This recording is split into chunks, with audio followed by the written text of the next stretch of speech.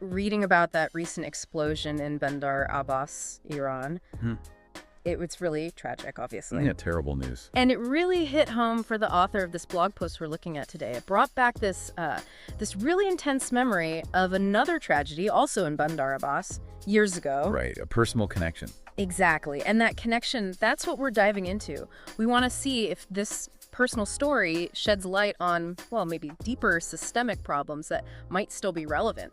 And we should probably remember this is primarily one person's account, their reflections and experiences. Definitely. It's their lens we're looking through. Absolutely.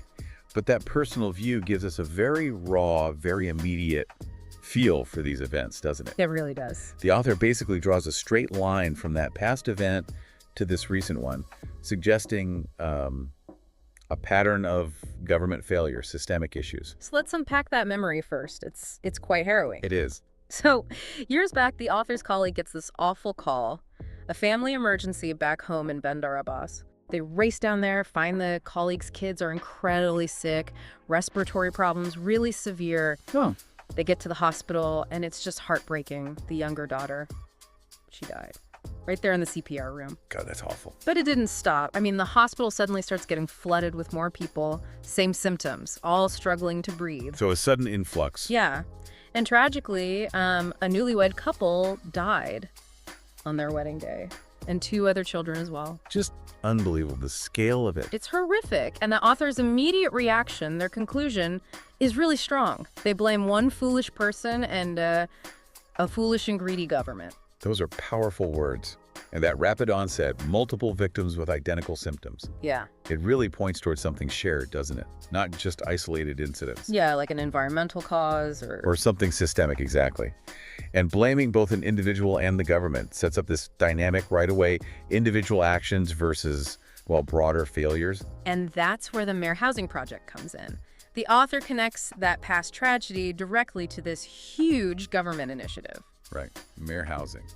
What was the goal there again? The stated goal was ambitious, make every Iranian a homeowner. It was pitched as this new hybrid economic experiment. Sounds good on paper, perhaps. Well, the author was skeptical from day one, doubted it could actually work. And were those doubts justified?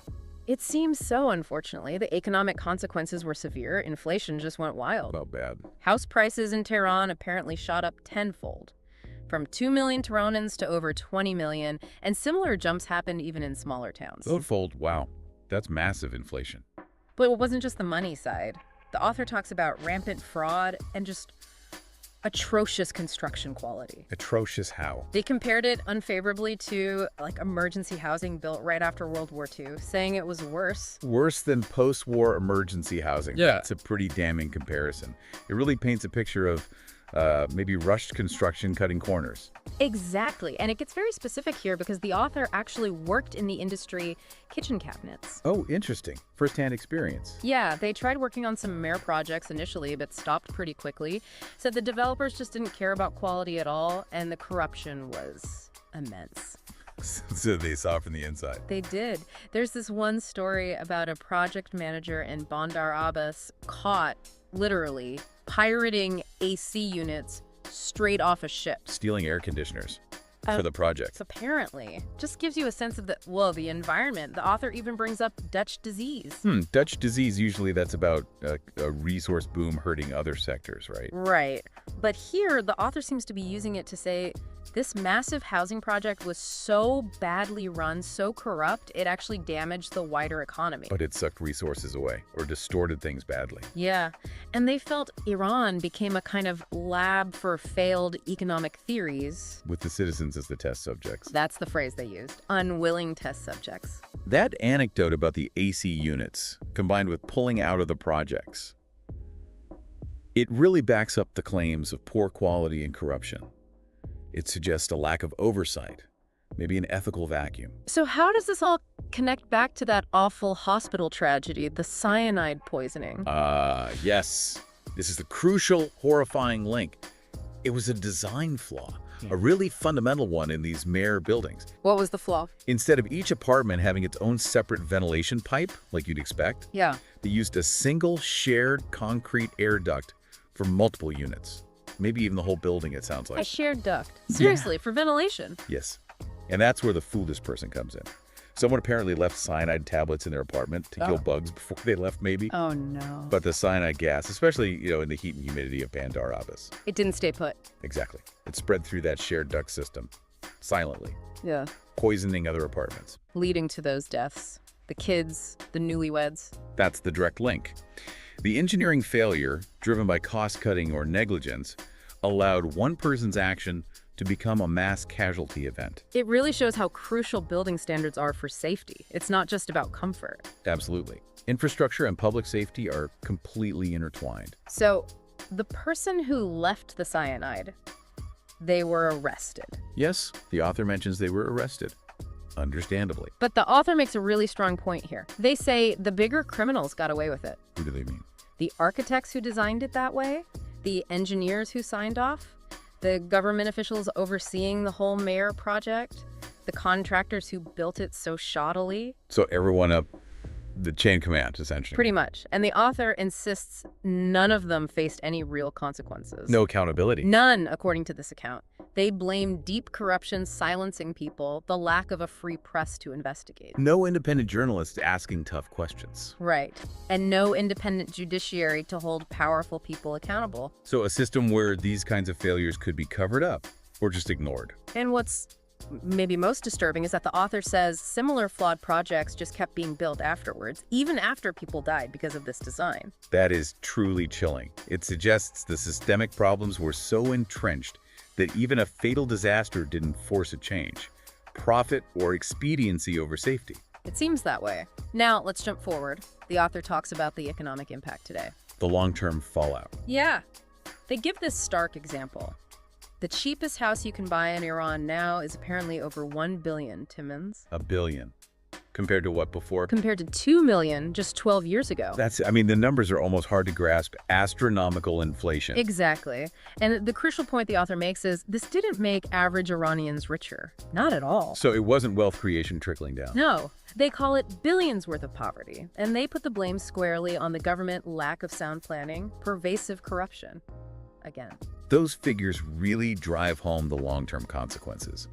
If basic housing becomes that unattainable against a backdrop of poverty, it suggests a massive disconnect between policy and people's actual lives. It reinforces that whole argument about failed planning and corruption having devastating effects. Which brings us right back to the beginning, that recent explosion in Bandar Abbas. The event that triggered the memory. Right. And the author is upfront. The exact cause isn't clear yet. Could be mismanagement, could be hazardous materials stored improperly, maybe just awful human error. A range of possibilities. But there's this real pessimism. The author doubts we'll ever know the real truth under the current system. A lack of transparency, again. Yeah. And the connection they draw back to the cyanide poisoning is this. Whatever the immediate cause of this new disaster. Yes. The ultimate responsibility, in their view, still lies higher up, with project managers, with officials. Even if they weren't directly at fault for the specific trigger this time. That's the argument, that real leadership means taking responsibility when disaster strikes on your watch. Resigning, being accountable. A principle of governance. Exactly. And they say that's missing in Iran, unless, it's politically useful to blame someone. The author even shares a personal note, says when their projects failed back in the day, they took responsibility as the head of the company. Drawing a contrast. So the parallel between the two events is this perceived pattern. Lack of oversight, lack of accountability at the top, maybe safety not being the priority. That seems to be the core message. And that pessimism about finding the truth? Yeah. It really underscores the concern about accountability, does it? It really does. And all of this leads the author to offer some thoughts for those of us outside Iran. A broader takeaway. Yeah, sort of a warning. They urge people everywhere to really look closely at political agendas in their own countries. Understand the people behind them, their real intentions. Be critical thinkers, essentially. Right. And they specifically caution against falling into far left or far right extremism.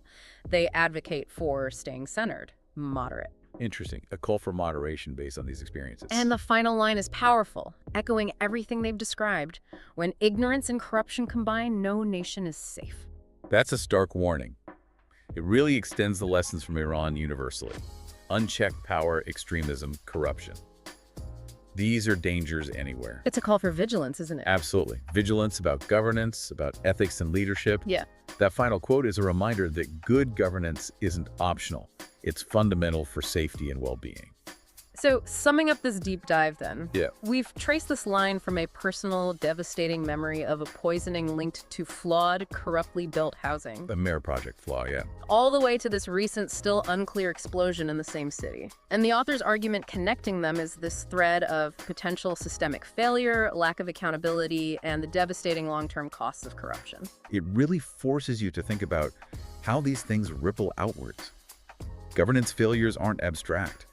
They have real, often tragic human consequences. And the lack of accountability just allows problems to persist, maybe even get worse. Which leaves us, and you listening, with a pretty big question, I think. In any country, whatever the political system, how do citizens actually make sure that the people in charge are held responsible, not just for specific incidents, but for the overall safety and well-being they're supposed to guarantee? That's the critical question, isn't it? How do you ensure that accountability exists and actually functions, especially when things go wrong? Something to definitely keep thinking about.